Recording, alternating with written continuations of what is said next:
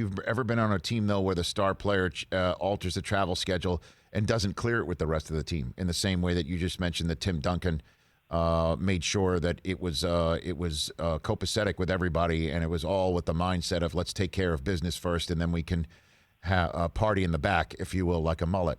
Were you ever on a team where that wasn't set up in that way, that the star player just did it? No, because you have to understand, like, at the end of the day, when you say best player, or you say this, like, we're all teammates. Right? We're all brothers. We're all in this together. And you understand, you see the teams that are in, let's say a smaller market, and they might, if you're in the Western Conference and you only go to Miami one time, right? If you're in the Eastern Conference and you only, go to LA, maybe it's one time because you have two games. Like, this is stuff that it happens all, and we're not even talking about special treatment.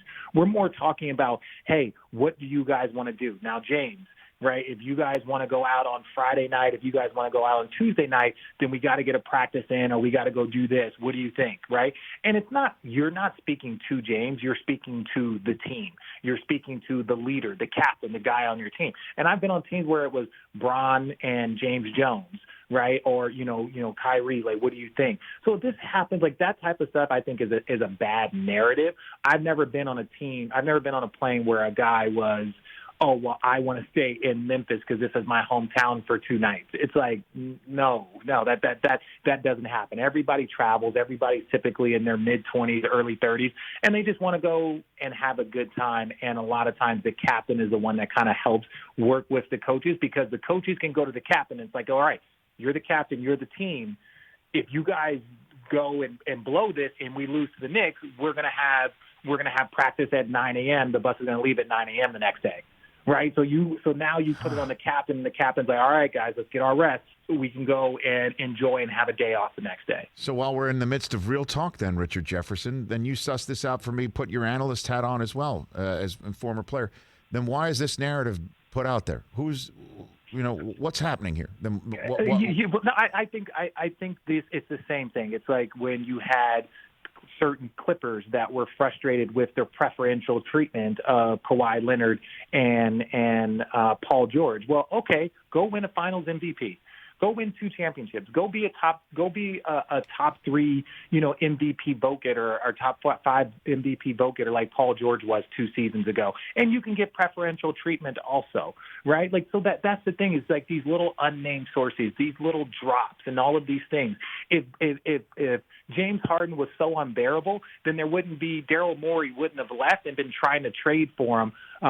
Like this is Any Given Sunday, and Al Pacino is trying to go get Willie Beeman on his team. Like, hey, the first move I made, I'm bringing Willie on my. It's like, yeah, if he was such a problem, you wouldn't have been trying to get him. So I think these narratives a lot of times are just a part of the news cycle. Is he out of shape? 100%. Should Houston trade him, and should he most likely have been traded before it got to this point? Yes. But if you would have traded for him, let's say 5 days ago, and he would have showed up in Milwaukee, Miami, Brooklyn, you would have looked at him and you would have been like, oh, hell no. Like, you got to lose 15 pounds before you have an ACL, before you hurt something, right, and you try and go and play at a high level. Like, I wouldn't even let him pick up a basketball for the next 10 days, 2 weeks. So what about the idea, Richard, that at some point this lifestyle, whether it, again, is fair or not to say that it is disruptive team-wise, and you say that that's a bad narrative, but what about the idea that at some point that's going to catch up and have a diminishing returns on the basketball court, and you don't want to be on the hook for millions upon millions of dollars if that clock strikes midnight? What about that idea? I don't think that clock is striking midnight anytime soon for James Harden. Okay. Anytime soon. He's too skilled. He's too talented. Could he play off the ball? Yes. Is he good with the ball in his hands? Yes.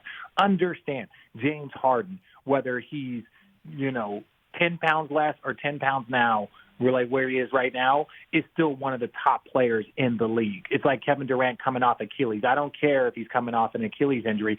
If he's healthy and he's on this court, his skill set allows him to be a top 10 basketball player even with that injury. Now, does James Harden need to make sure that he's in shape to get, if he wants to go, because this is the thing, Milwaukee's looking at this, Brooklyn's looking at this, Philly's looking at this, and they're going to look at Houston and be like, yo, this guy doesn't want to be here. This guy is out of shape. Like, we're taking on somewhat of we're bringing in some issues.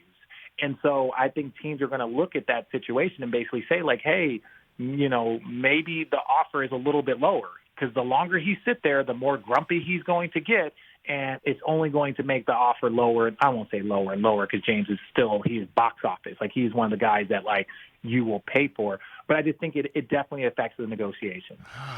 Hey, you watched all the way to the end. Thanks for that. Watch more right here.